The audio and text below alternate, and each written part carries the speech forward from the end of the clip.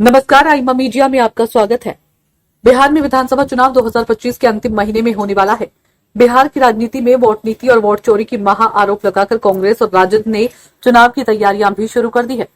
कांग्रेस और राजद दोनों दलों के नेता राहुल और तेजस्वी मतदाताओं को लुभाने के लिए यात्रा पर निकल चुके हैं। राजद और पूर्व मुख्यमंत्री तेजस्वी यादव राहुल के सारथी बने हुए हैं। तेजस्वी स्टीयरिंग संभालकर राहुल को विधानसभा चुनाव के पूर्व प्रचार के लिए गांव गांव लेकर जा रही हैं। 30 से 35 लोगों की टीम ने सासाराम से यात्रा शुरू की है, जिसकी समयावधि 16 दिनों की है। इससे पहले आपको बता दें कि लालू और कांग्रेस के कुशासन का सामंती चेहरा मतदाताओं के जेहन में है। लालू के पुत्र तेजस्वी दावा करते हैं कि उनके पिता के शासन में सभी को न्याय मिलता था। कांग्रेस 1967 से ही बिहार और उत्तर प्रदेश जैसे राज्यों से कट गई थी। बिहार में जंगल राज का तमगा देने वाली सरकार किसानों के साथ असमानता की कहानी किसी से नहीं छिपी थी। कांग्रेस और राजद ने दलित वोटरों को लुभाने और उनके उत्थान के बड़े बड़े वादे किए थे, लेकिन ये वादे सत्ता की गलियारों तक पहुंचते ही टाइम टाइम फिस हो गए। राजद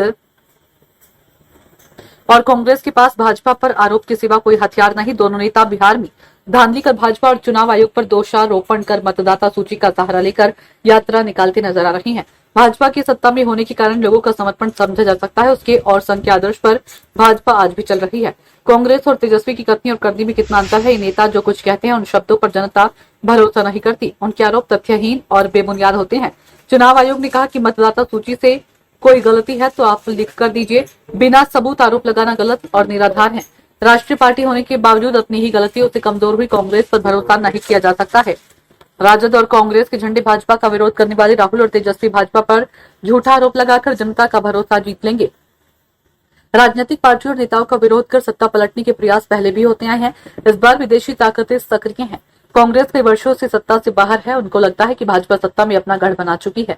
गढ़ को बचाने के लिए भाजपा सुशासन और विकास का सहारा ले रही है, तो वहीं राजद और कांग्रेस के पास भाजपा का विरोध करने और सत्ता से हटाने का कोई मुद्दा दिखाई नहीं देता। इसके चलते राजद और राहुल को तर्क का सहारा लेकर वोट नीति और वोट चोरी के हथियार से भाजपा पर हमला करते दिखाई दे रही है। राहुल और तेजस्वी के तेवर ठीक है। दोनों मीडिया के सामने एक साथ मुस्कान बिखेरते नजर आ रही हैं। लोगों से मुलाकात कर कार्यकर्ताओं को एकत्रित कर भाजपा का विरोध किया जा रहा है। राजद और राहुल की नजदीकियां बढ़ने के पीछे कांग्रेस को बिहार में फिर से खड़ी करके जनाधार बढ़ाना है। बिहार में कांग्रेस के पास कोई खास जनाधार नहीं। बिहार में मतदाताओं ने कांग्रेस को हाशिए में धकेलने के पीछे का कारण कांग्रेस की तुष्टीकरण की नीति थी। कांग्रेस ने दलित और आदिवासियों के साथ अन्याय किया। उसका परिणाम तो ये है हुआ कि कांग्रेस को जनता के आक्रोश ने सत्ता से बेदखल कर दिया। अभी INDIA के गठबंधन के चलते दोनों नेता एक साथ और एक मंच पर हैं। कांग्रेस और राजद के विधानसभा चुनाव में गठबंधन करने की कोई संकेत भी नहीं है। मतदाता बहुत होशियार हो चुका है। अब वह अपने मताधिकार का इस्तेमाल बहुत सोच समझकर करता है। वह राहुल की वोट चोरी की झूठी कहानी को समझ चुका है। ऐसे में राहुल और तेजस्वी की यात्रा चुनाव में उन्हें कितना लाभ पहुंचाएगी, ये तो आने वाला समय बताएगा।